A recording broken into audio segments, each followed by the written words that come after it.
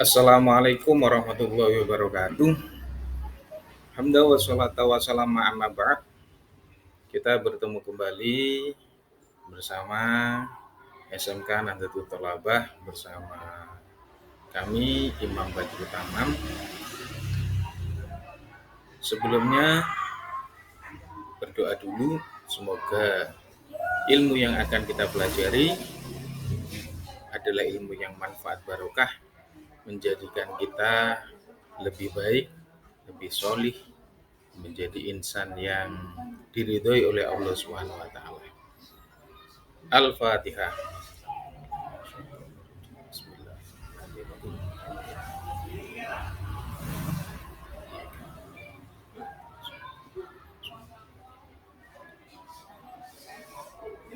Rabbi zidni ilma warzuqni fahma. Amin ya rabbal alamin. Teman-teman kelas 11 SMK Nahdlatul Thalabah, untuk kali ini pada kesempatan yang berbahagia ini kita akan belajar tentang mengkafani jenazah. Mengkafani jenazah ini termasuk salah satu fardu kifayah di dalam mengurus jenazah. Sebelumnya kita telah mempelajari memandikan jenazah. Nah, untuk saat ini bagaimana ketentuan-ketentuan dan bagaimana tata cara mengkafani jenazah. Nah, dari beberapa hal yang harus kita perhatikan adalah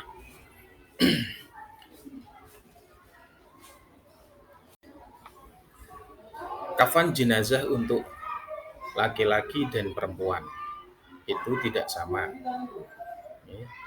Bahan yang kita gunakan untuk mengkafani adalah bahan dari kain yang terbiasa dipakai oleh si mayit. Tetapi dilarang memakai pakaian yang terlalu mewah.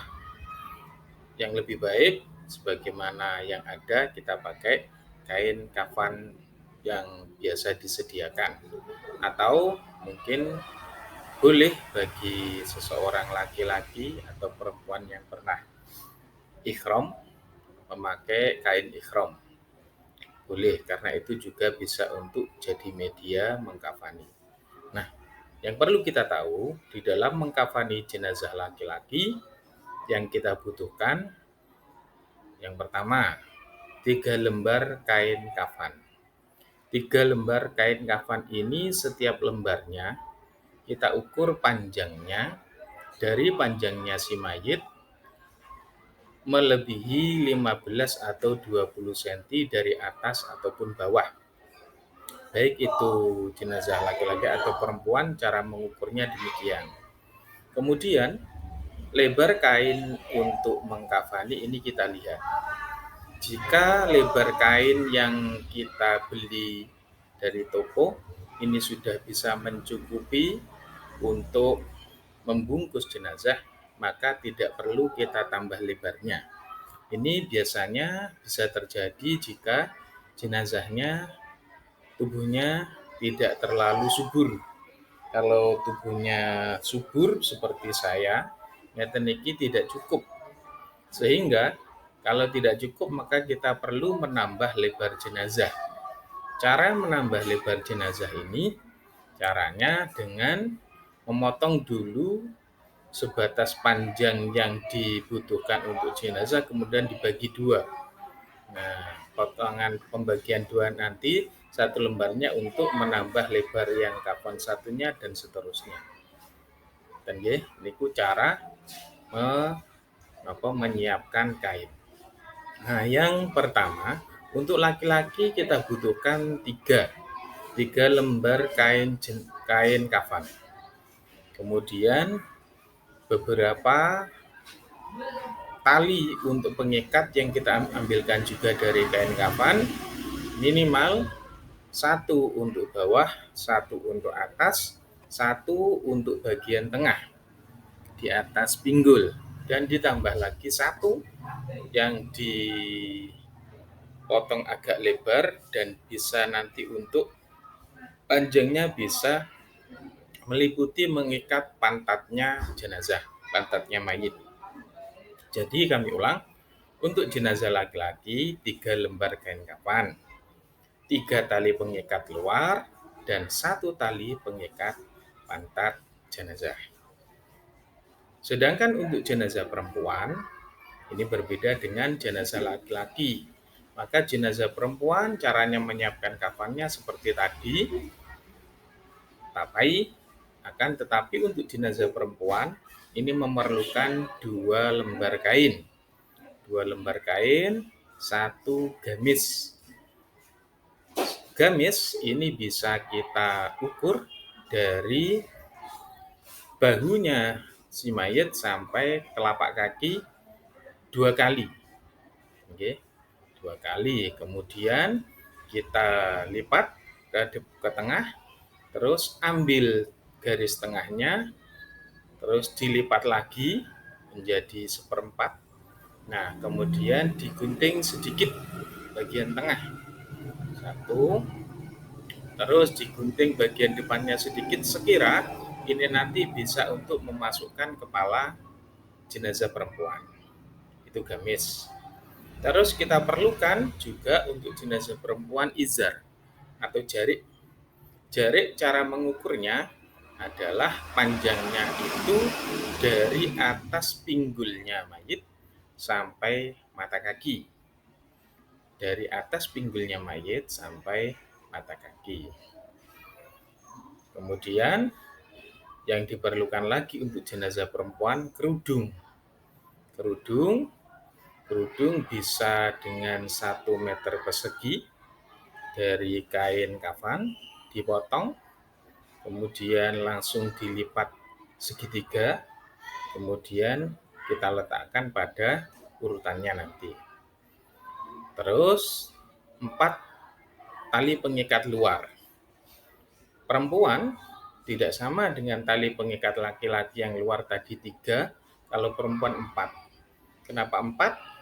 Terutama yang satu ini ditambahkan untuk mengikat bagian dada si mayit, supaya bagian dada si mayit ini tidak tergoncang dan menyebabkan tidak rapinya kain kafan ketika mayit ini dibawa, entah itu dari rumah duka ke tempat sholat atau dari tempat sholat ke tempat pemakaman.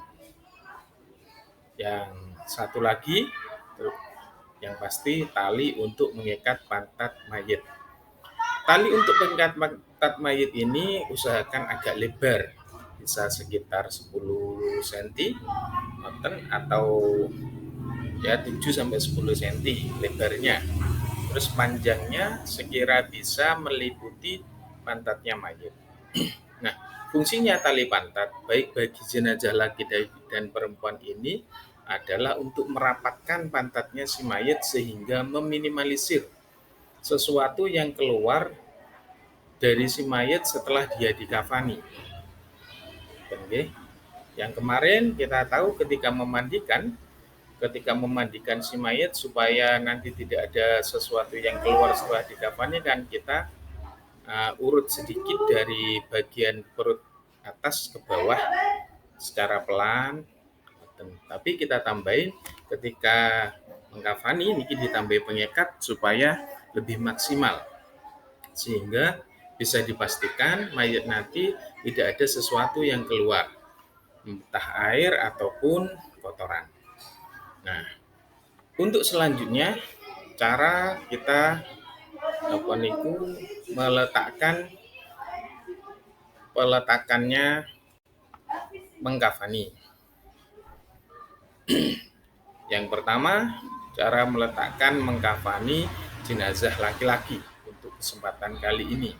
Untuk jenazah perempuan pada pertemuan yang akan datang. Pastikan sebelum dimandikan kemarin, kita harus memastikan kafan harus ada, harus sudah siap. Jangan sampai memandikan jenazah, selesai memandikan ternyata kafannya belum siap. Seyogianya ada yang memandikan, ada yang menyiapkan kafan. Nah, cara urutan meletakkan untuk mengkafani jenazah. Yang pertama, pastikan tempatnya dulu, bisa di lantai ataupun di atas meja yang sekira cukup untuk berbaring mayit, lebar dan panjangnya. Setelah itu, siapkan tikar atau sejenisnya. Berarti yang pertama, bentangkan tikar. Setelah tikar dibentang, maka urutan yang kedua adalah menata. Tata dan atur tali untuk luar kafan. Karena ini jenazah laki-laki, maka 3 tali. Atas, bawah, dan tengah untuk atas pinggul. Setelah sekira ini sesuai, maka seterusnya kita letakkan, kita bentangkan kain kafan satu persatu. Satu kain kafan seyogianya. Ketika kita menata kafan ini minimal 2 orang, supaya nanti lebih mudah dan lebih rapi. Bentangkan satu kafan di atas tali. Taburi dengan kapur barus atau semisalnya. Terus tambahkan satu kafan lagi, demikian juga ditaburi kapur barus atau semisalnya. Terus ditambahkan satu lagi, sehingga 3 kafan. Ingat, jika di dalam menata kafan tadi kafannya itu ada tambahan lebarnya, maka usahakan sambungannya ini tidak bertumpuk pada salah satu sisi. Jadi, umpama yang bawah tadi itu sisi kiri sambungannya, maka lapis yang kedua sisi kanan, dan begitu seterusnya. Setelah kain kafan, 3 kain kafan selesai, taburi dengan kapur barus dan semisalnya, maka seterusnya kita letakkan tali untuk pantat mayit. Letakkan tali untuk pantat mayit, usahakan posisikan yang sesuai. Di atas tali kafan kita letakkan kapas yang ukuran besar, yang bisa menjadi alas pantatnya mayit. Nah, setelah demikian, maka mayit bisa diangkat, diletakkan di kain kafan. Kita hubungi untuk petugas memandikan, bahwasanya kita infokan kain kafan sudah siap. Ketika mengkafani mayit, usahakan tetap menjaga kehormatan mayit dengan cara mayit tetap ditutupi auratnya ketika mengkafani. Nah, setelah mengkafani mayit, mayit sudah diletakkan di atas kafan, maka langkah yang pertama adalah mengikat tali pantatnya mayit. Mengikat tali pantat mayit dengan cara memasukkan tangan kita di bawah penutup mayit. Diikat. Ikatan tali ini tidak harus dibuka ketika nanti dimakamkan, karena ini di dalam kafan, tidak di luar kafan. Setelah diikat selesai, letakkan pula kapas di atas kemaluan mayit bagian depan. Terus diikat selesai, kemudian kita mengikat atau mensendakepkan kedua tangan mayit. Posisi di antara dada dan perut. Ingat, di antara pertemuan kulit dan kulit, usahakan diberi pembatas kapas. Baik dari tangan kanan, dari tangan kiri, ataupun dari tangan ke kulit perut. Dikasih kafan. Kemudian semua lubang-lubang mayit seperti hidung, mata, kuping, mulut, terus lipatan-lipatan, ketiak, dan sebagainya, dan sebagainya. Setelah demikian, periksa kakinya mayit.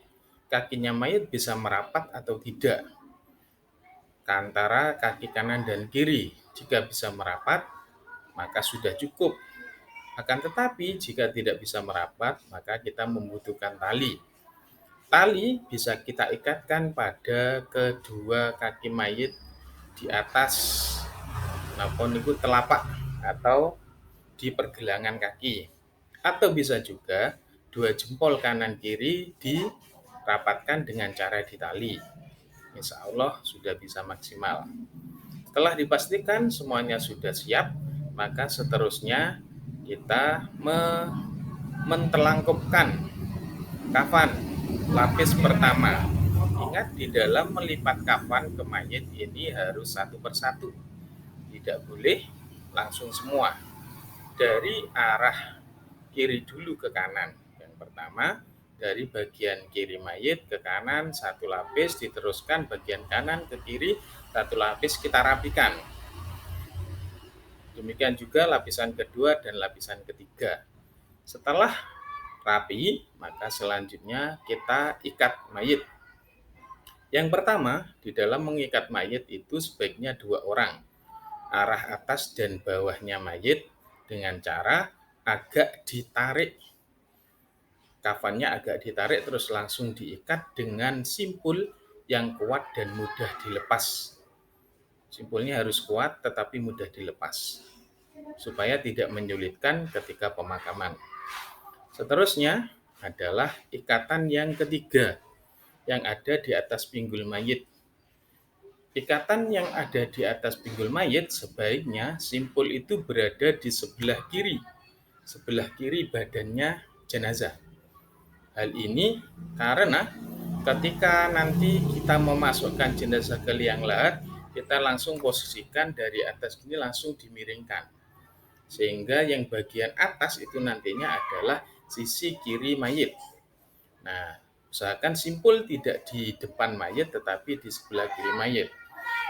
Ikat dengan simpul yang kuat dan mudah dilepas. Setelah selesai dipastikan rapi, maka boleh ditambah kesunahan menaburi minyak wangi atau menuliskan sesuatu yang tidak berbekas pada kain kafan. Ditulis dengan minyak wangi dan sebagainya. Demikian adalah tata cara mengkafani mayit laki-laki. Semoga kita semua bisa mengamalkan ini dengan sebaik-baiknya. Yang perlu kita tahu, kita harus mau dan mampu. Sehingga kita bisa melaksanakan fardu kifayah ini dengan tanpa menunggu orang lain. Ingat, orang yang meninggal itu lebih senang jika segala sesuatunya, memandikan, mengkafani, dan seterusnya ini diurus oleh orang-orang tersayang dari si mayit. Dari kami, terima kasih atas segala perhatian, mohon maaf atas segala kekurangan. Jika dalam pembelajaran ini ada kesalahan, maka semoga kita bisa memperbaikinya di kemudian hari. Kita berdoa, alhamdulillahirabbil alamin. Subhanakallahumma bihamdika asyhadu an la ilaha illa anta ighfirli wa tub alayya. Allahumma inni astaghfiruka ma 'allamtani wa tub ilayya inda hajati ilaihi wa la tunsini. Rabbi fanfa'na bi barakatihim wahdinal husna bi hurmatihim wa amitna fi tariqatihim wa mu'afatim minal fitani. Subhana rabbika rabbil izzati amma yasifun. Wassalamun ala mursalin walhamdulillahi rabbil alamin. Jangan lupa untuk pertemuan yang akan datang kita akan mengkafani jenazah perempuan. Dari kami, selamat kembali ke pondok masing-masing, ke rumah masing-masing. Wassalamualaikum warahmatullahi wabarakatuh.